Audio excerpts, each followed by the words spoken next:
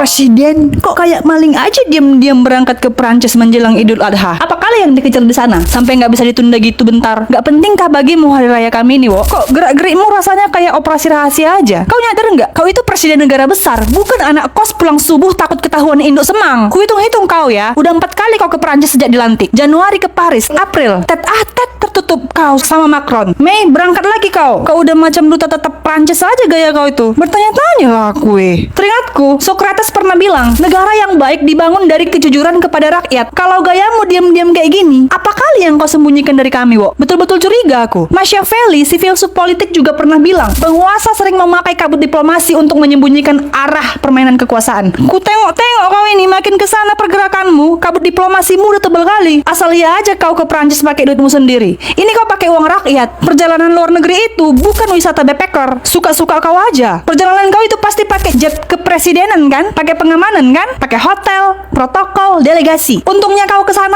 apa buat kami, Wo? Harga sembako turun kah? Lapangan kerja nambah kah? Rupiah menguat kah?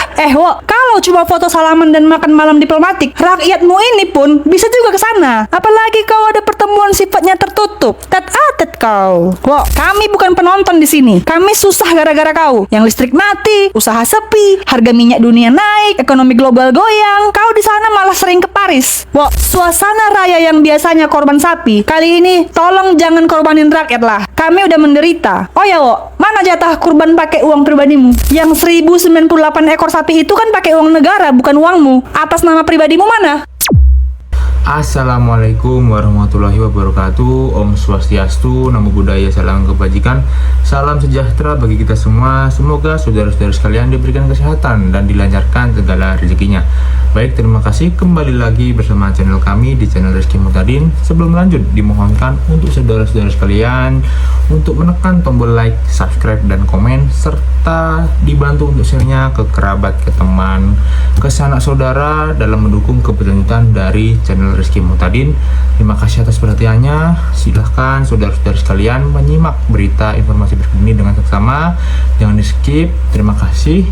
Silahkan. Hubungan Prancis-Amerika sudah retak gara-gara konflik Iran. Kini Prancis malah merapat ke Indonesia. Prabowo udah 3 kali ke Prancis. Bayangin, bahkan saat Idul Adha kemarin. Sholat di sana jadi sorotan. Kalau kata netizen, bukannya membersamai rakyat malah jalan-jalan. Tunggu dulu, pertemuan kali ini bukan inisiatif Prabowo, melainkan undangan khusus dari Macron. Lihat nih sambutannya, spesial. Kata presiden kita, hubungan Indonesia dan Prancis berada dalam tingkat terbaik selama ini. Dan percaya nggak, Indonesia dan Prancis ternyata punya kesamaan pandangan, mulai dari isu internasional, pertahanan, pendidikan, sains, dan teknologi. Dan lu harus tahu ada 3 hal utama yang dibahas mereka berdua. Pertama, isu Palestina. Nah, bahasan ini nggak pernah selesai dari dulu. Dan diam-diam ini yang sedang diatur Prancis sama Indonesia biar Palestina bisa merdeka dari gangguan Israel. Kedua, kerjasama pertahanan sampai ekonomi. Mulai dari alutsista, keamanan, dan beberapa perjanjian ekonomi lain. Ketiga, pendidikan dan sains. Ini nih yang bikin siswa jadi pusing. Prabowo mendadak kasih instruksi setiap sekolah mulai ngajarin bahasa Prancis buat bersiap hadapi dinamika global. Baru 3 hal itu. Jadi ya, kalau kita mau salahin presiden kok hobinya jalan-jalan terus, ngabisin APBN dan macam-macam. Pertama, lu harus tahu Prabowo itu diundang. Dan kedua, ada pembahasan yang berkaitan dengan kerjasama ekonomi. Dan itu investasi buat kesejahteraan rakyat Indonesia. Yang terpenting kita kawal sama-sama biar nggak bocor kemana-mana.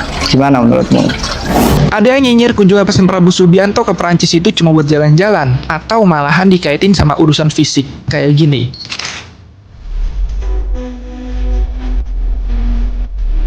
Sebenarnya miris ya buat baca. Padahal sebenarnya teman-teman ya, nungguin Emmanuel Macron, presiden Prancis di Paris, kita itu lagi naruh posisi tawar makroekonomi dan geopolitik level tinggi loh. Ini gak sekedar seremonial. Prancis butuh Indonesia buat jadi pintu utama masuk ke gerbang Asia Tenggara. Sementara kita butuh Prancis buat masuk ke investasi di Eropa, buat buka aksesnya.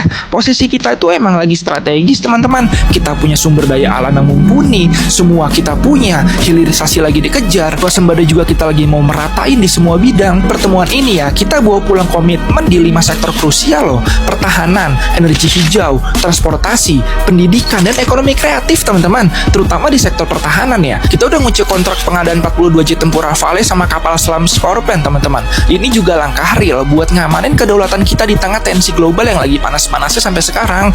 Belum lagi urusan investasi energi terbarukan yang nilainya tembus triliunan rupiah loh. Maka dari itu tugas kita sekarang yang ngawasin ketat semua hasil kesepakatan Pokoknya kita kawal terus eksekusi dari setiap MOU yang udah ditekan, tagih janji transfer teknologinya, dan mastiin triliun rupiah dari Paris ini benar kasih dampak yang nyata dan real buat seluruh kemajuan negara Indonesia, teman-teman.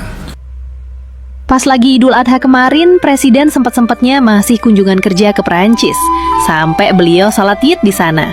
Tapi bukan tanpa tujuan, kunjungan Pak Prabowo ke Perancis ternyata buat memperkuat hubungan kedua negara lewat kerjasama strategis. Pak Prabowo dan Presiden Prancis Emmanuel Macron meningkatkan kerjasama di berbagai sektor penting yang nantinya bakal memperkuat kolaborasi di bidang pertahanan, energi bersih, sampai riset teknologi. Selain itu, Presiden juga menyambut baik pembentukan France-Indonesia High Level Business Council. Apaan lagi tuh? Ini tuh kayak badan yang dibentuk biar lebih banyak perusahaan dari Perancis ikut berinvestasi dan terlibat dalam kegiatan bisnis juga perkembangan ekonomi di Indonesia.